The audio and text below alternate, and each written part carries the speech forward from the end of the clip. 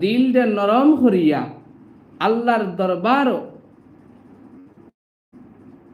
দিল দে নরম করিয়া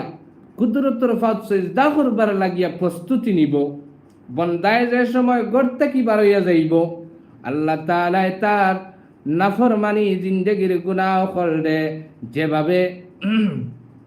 আপনার শরীরের মধ্যে পানি যদি পালা দেওয়া হয়, যদি সেই শরীরের মধ্যে কোনো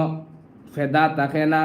মল থাকে না, যেভাবে পানি শরীরের মধ্যে মাথার মধ্যে দেওয়ার পরে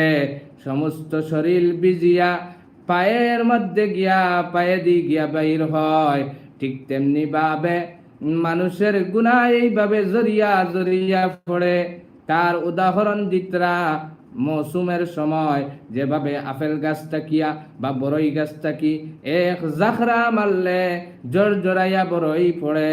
ঠিক তেমনি ভাবে বন্দায় যে সময় নামাজের লাগি প্রস্তুত হয়, রওনা হয়, মসজিদের দিকে যাওয়ার লাগি রওনা হয়, তখন তার জিন্দেগির সমস্ত গুনারে আল্লাহ তাআলা